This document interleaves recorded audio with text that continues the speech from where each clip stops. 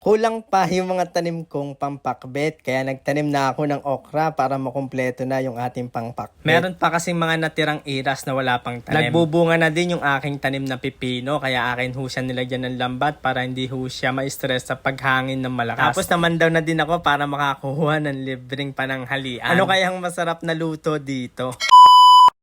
Hi mga katrops, magandang buhay! Tara, samahan niyo ho ako sa aking buhay probinsya. Ngayong araw ay magtatanim ako ng okra. Bago ho iyan ay ako muna ay naghigop na mainit na kaping itim. Pagkatapos nagpunta na ako doon sa talungan para makapagtanim ng okra. Meron kasing 4 na iras na natira. Yung kalahati ng 4 na iras ay nataniman ko yun ng pakwan. Kaya yung natitira kung hindi pa natataniman ay tataniman ko naman siya ngayon ng okra. Yang palang butong okra ko ay natira pa yan nung tanim ko nung nakaraan. Kaya akin munang subukan kung tutubo, at kung hindi naman ho tutubo ay bibili na naman ulit tayo ng panibagong buto ng okra. Ang patanim po ng aking ginagawa ay pabarel. At ang agwat naman ho ng bawat tanim ay isang lakad lamang ho. Ay sadyang kompleto na yung ating tanim na pakbet. Ay paniguradong makakapagpakbet na tayo na rin. Bunga na lang ang kulang. Nung nakaraan kasi yung may tanim kami mais na puti ay pabarel din ho yung aming ginagamit. Tapos dinuktungan namin ng okra kasi hindi ho nagkasya yung buto. Kinulang yung buto ng mais, kaya para hindi masayang yung iras, yung lupa na patraktora ko noong nakaraan, ay tinaniman din namin ng okra. Ganyan din ho yung ginamit namin sa pagtatanim pabaril din. Yun yung nilubog ho ng tubig gawa ho nung kaaga ng pasok ng bagyo noong nakaraan. Ito kasing buto kong ng okra ay nasingawan ho yan. Sana lang ho talaga ay tumubo. Pag ganyan ho ay mas maganda ay pagka matigas ang lupa ay 200 ho ng paragos para madurog o mapino yung lupa pag tinatanim na tinutusok na yung ginagamit natin pantanim. Pagkatapos kumatamnan ng okra yung 4 na iras na natira ay pupunta naman ako doon sa aking pipino. Dahil may mga bulaklak at bunga na yung aking pipino ay lalagyan ko na siya ng net. Medyo may kalakasan lang ho talaga yung hangin ngayon. Medyo na late na yung paglalagay ko ng net mga katrops dahil nga bago lang dumating yung aking order. May mga bunga na nga pala yan mga katrops. Ay aking ipapakita sa inyo mamaya, at may napitas na kasi ako di yung kahapong isa ay akin lamang pinapakay pagkakasarap. Dahil kadalasan ay lakas ng hangin, ayan nilagyan ko na ng net para hindi humapwersa yung ugat niyan, baka mamaya kasi mabunot. At yan na yung ating papapaking pipino mamaya mga katrops. Tapos yung matitira kahit yung kalahati ay aking ilalagay sa suka para mas maging masarap yung ating suka. Napakasarap po talagang kumain ng pipino, lalo na hot pag ako yung pipiliin mo. Ay gano'n lang.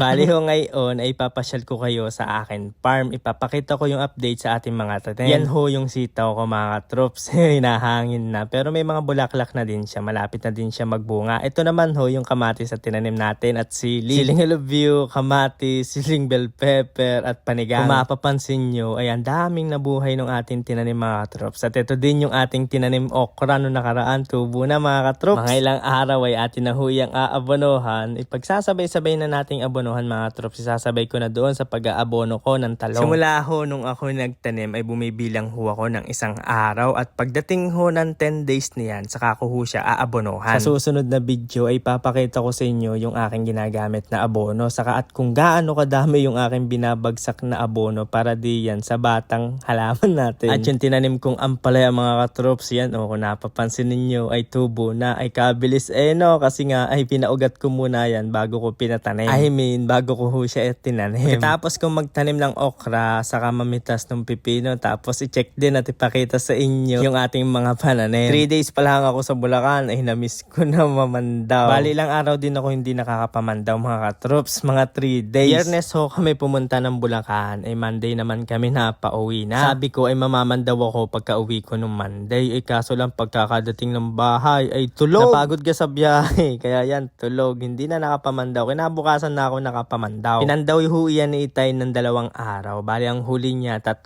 piraso, saka nung sumunod na araw ay 2 piraso. Kaya nung aking pinandaw ng pagka-4 na araw, ayan ho yung akin nahuli. Ay bueno mano sa pag-angat ay talagang matutuwa kat kadami ng huli. Tapos yung iba kong inaangat ay walang laman. Yun naman hong iba ay meron 3 laman, 2 laman at merong 1 laman. Meron pa nga ako napansin dun sa isa kong huling tilapia. Doon sa medyo ilalim ng kanyang buntot ay tanggal, parang wala na yung palik pek, yung pinakita ko kanina. Siguro nung bata pala ang siya, ayun ay nakain siya, nakagat, ayun ay nakaligtas. Pag huwa ko nag-aangat ng boborat, akin muna siyang inaangat ng kaunti at pag meron hong bumubunggo diyan sa boborat, akin naman hong tinatanggal yung kawayan para pag angat ko dire-diretso. Mahirap kasi baka mamaya ay mahulog pa ay sayang huli na. Ayan, medyo pagod pa nga mga katrop, pawisan. Ganyan talaga kakatikin giyan sa mga damuhan. Ito pala yung tilapiyang tinutukoy ko kanina mga troops. Kung mapapansin nyo yung pagkakaiba talaga nila, na wala iyang ilalim ng buntot niya. Siguro ay nakagat yan ng arwana. Bali mag-aalas 12 pa nga ako naman daw niyan mga katroops. Medyo sinipag lang talaga nung araw na yon. Dapat nga hindi ako mamamandaw gawa na nagtanim ako ng okra. Ay pagod na ako na yun. Ay kumain nga lang ako ng itlog sa kanong kanin. Tapos nagpirito lang ako ng daing. Ay, talagang sold na yung aking pananghalian. Tapos nagkape lang ako at nagpainga saglit. Tapos biglang sinipag mamandaw. Kaya yan ho, ay sinuwerte pa tayo ngayong araw. Tinawagan ko pa nga si Itay para magpasundo diyan. Hindi ko kasi kakayanin dalhin yan sa motor. Ay, syempre, baka magasgasan yung tangke. Dahil dyan sa timba. Ay, mahal na mahal ang motor. Ano ba? Syempre, mas mahal kita. Ay, gano'n lang.